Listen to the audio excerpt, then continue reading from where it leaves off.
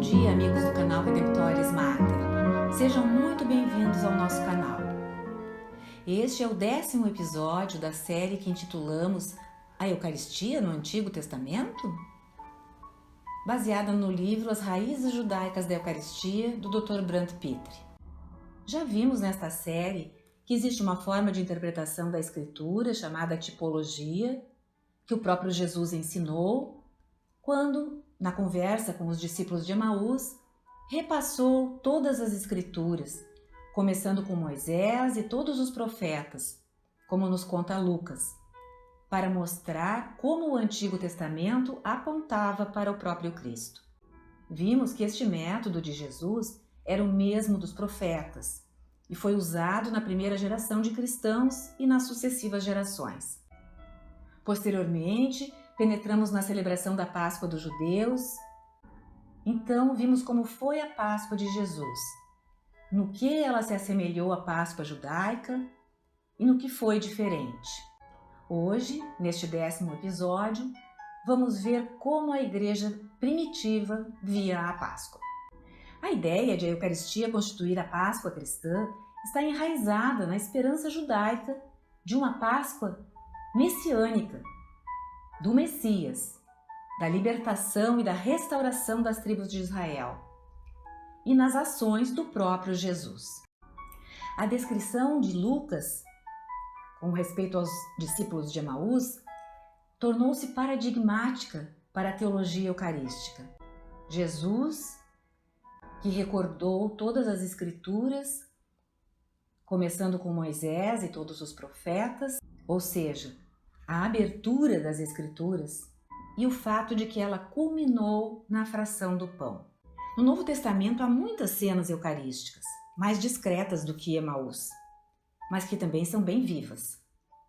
Por exemplo, João apresenta o discurso do pão da vida, onde ele conta a multiplicação dos pães.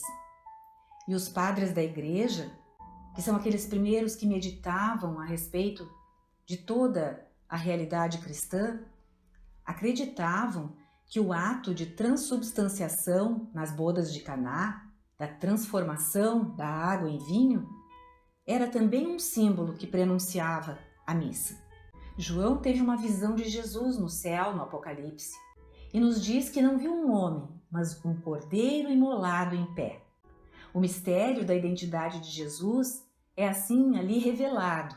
Ele é o Cordeiro Pascal Celeste, tanto crucificado como ressuscitado, porque está em pé, tendo ao redor a adoração do céu, na Páscoa Celeste.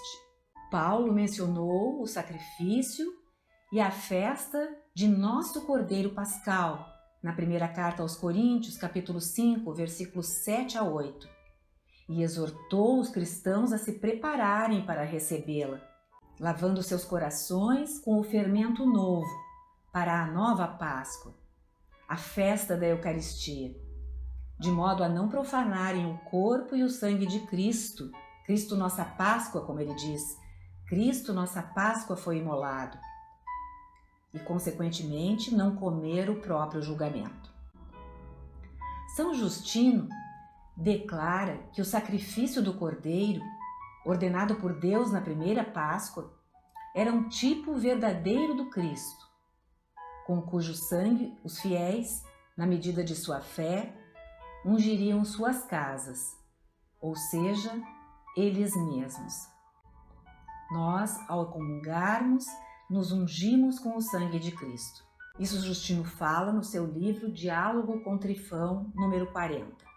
Orígenes escreve àqueles que contestavam o fato de os cristãos respeitarem certos dias como o domingo, que aqueles como nós, para quem Cristo, nosso Cordeiro Pascal, foi sacrificado, sabem que é sua obrigação guardar a festa, comendo a carne da palavra, a palavra com letra maiúscula, o Verbo, e nunca cessar de fazê-lo. Através da Páscoa da Eucaristia, os cristãos passam das coisas deste mundo para as de Deus, na sua peregrinação para Jerusalém Celeste. Isto dizia Orígenes na sua obra Contra Celso, número 8. São Cirilo de Jerusalém usa o pão da presença, que nós vimos mais atrás, no episódio 7, para iluminar o mistério da presença de Cristo na Eucaristia. Diz que os pães da proposição, que eram colocados junto da Arca da Aliança, naquela mesa de ouro, terminaram quando o templo e Jerusalém foram destruídos no ano 70 depois de Cristo. E completa: na nova aliança há o pão celeste e o cálice da salvação, que santificam corpo e alma, pedindo ele que os cristãos tivessem plena consciência de que haviam sido julgados dignos do corpo e do sangue de Cristo. Isso nas suas catequeses mistagógicas número 5. O Catecismo da Igreja Católica nos ensina que ao celebrar a última ceia com seus apóstolos durante a refeição pascal, Jesus deu seu sentido definitivo à Páscoa judaica, a passagem de Jesus a seu Pai por sua morte e sua ressurreição. A Páscoa nova foi antecipada na ceia e celebrada na Eucaristia, que realizou a Páscoa judaica e antecipa a Páscoa final da Igreja na glória do Reino. Diz ainda o Catecismo que, tendo amado os seus, o Senhor amou-os até o fim. Sabendo que chegara a hora de partir deste mundo para voltar a seu Pai, no decurso de uma refeição, lavou-lhes os pés e deu-lhes o mandamento do amor. Para deixar-lhes uma garantia deste amor, para nunca afastar-se dos seus e para fazê-los participantes de sua Páscoa, instituiu a Eucaristia como memória de sua morte e de sua ressurreição, e ordenou a seus apóstolos que a celebrassem até a sua volta, constituindo-os, então, sacerdotes do Novo Testamento.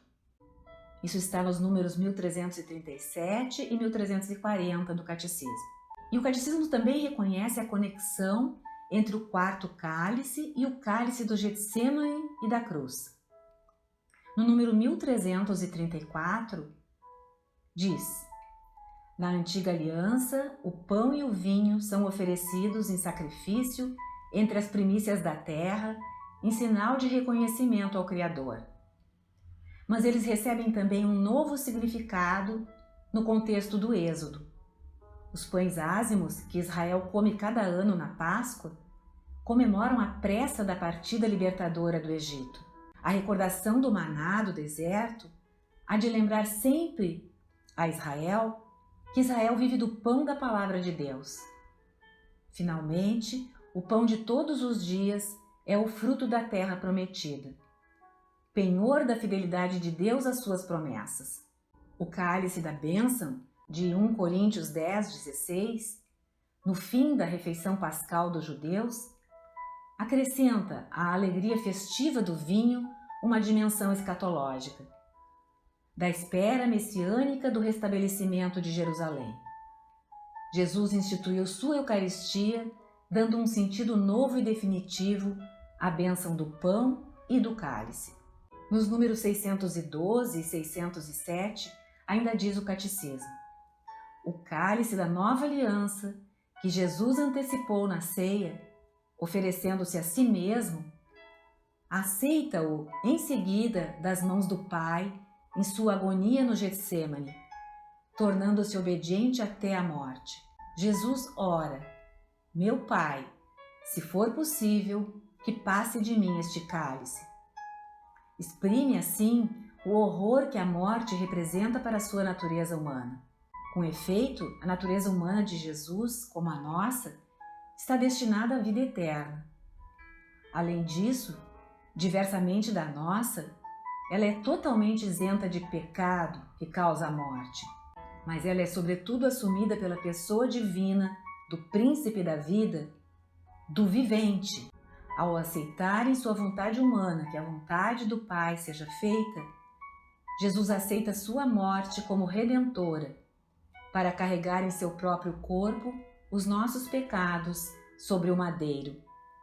Como diz Pedro na sua primeira carta, capítulo 2, versículo 24. Este desejo de desposar o desígnio de amor redentor de seu Pai anima toda a vida de Jesus, pois sua paixão redentora é a razão de ser de sua encarnação. Jesus disse: Pai, salva-me desta hora. Mas foi precisamente para esta hora que eu vim, como João nos narra no seu capítulo 12, versículo 27. E no capítulo 18, versículo 11, João transmite o que Jesus continuou dizendo: Deixarei eu de beber o cálice que o Pai me deu? E ainda na cruz, antes que tudo fosse consumado, ele disse: Tenho sede. Quanto ao maná, para Orígenes, em semelhança, o maná era alimento. Depois, na realidade, a carne da palavra, do verbo, é a verdadeira comida. Santo Agostinho repete: o maná era a sombra. Esta, a Eucaristia, é a realidade. No seu tratado sobre João, número 26.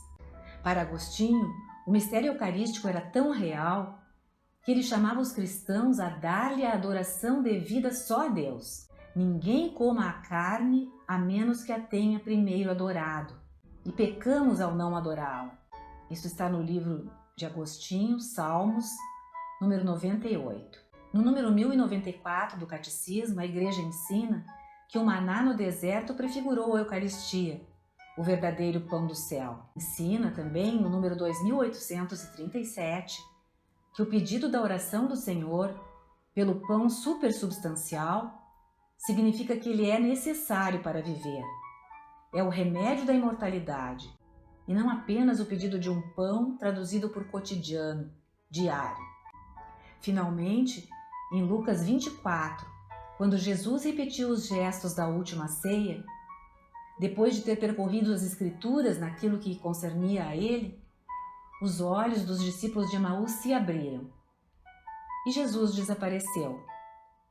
Jesus assim apontou a eles o modo como estaria presente com eles dali em diante, sob a aparência do pão eucarístico. Aquele domingo foi o primeiro depois da ressurreição, e aquela foi a primeira Eucaristia com Jesus como principal celebrante, dando-lhes o seu corpo crucificado e ressuscitado. E ao pedido, fica conosco, temos a resposta. Em cada partir do pão, em cada Eucaristia, Jesus responde à nossa prece dizendo: Estou convosco todos os dias até o fim dos tempos.